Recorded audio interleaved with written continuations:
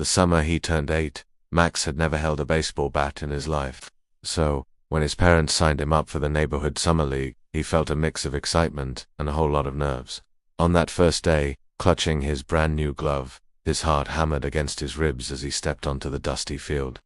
It didn't take long for some of the other kids to spot the newcomer. A few snickers echoed across the diamond when he fumbled an easy grounder.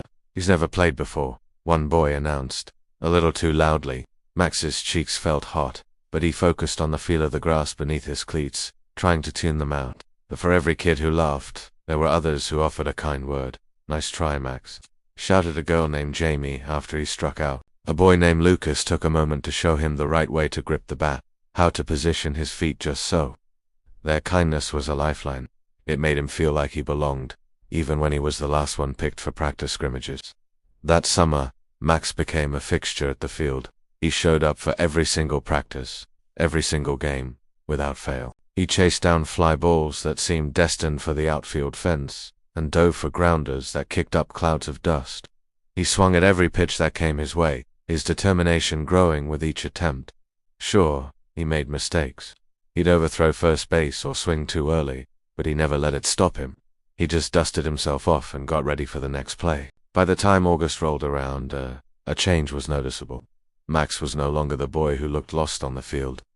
He could now confidently camp under a pop fly, his glove ready. He started making solid contact, sending the ball soaring into the outfield. He still wasn't the best player on the team, not by a long shot. But something more important had happened. He was having an absolute blast. The joy of the game had found him. When the school year started, a new challenge appeared on the horizon: tryouts for the school baseball team. His parents were a bit worried. They knew how competitive it could be, and they didn't want to see his newfound love for the game crushed by disappointment. But Max was resolute. This wasn't about being the best anymore. It was about seeing just how far he had come. On the day of tryouts, Max left everything he had on that field. He sprinted around the bases, his legs pumping with a new kind of power. He tracked every ball hit his way, his glove feeling like a natural extension of his hand. And when it was his turn to bat, he took a deep breath, focused, and smacked a clean single right past the shortstop. The next day, everyone gathered around the bulletin board where the coach had posted the team list. Max scanned the names, his heart pounding just like it did on that first day of summer league.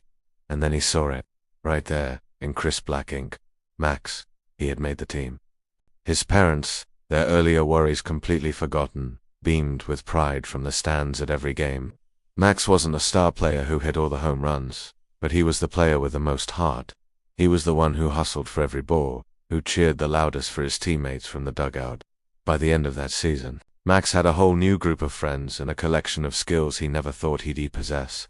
But the biggest lesson he learned was UNT about how to throw a curveball or hit a line drive. He discovered that sometimes the greatest victories in life have nothing to do with the final score. They come from simply having the courage to step up to the plate and swing for the fences, no matter what. Thank you so much for watching. If this story resonated with you, please hit that like button and subscribe for more content. We'll see you in the next one.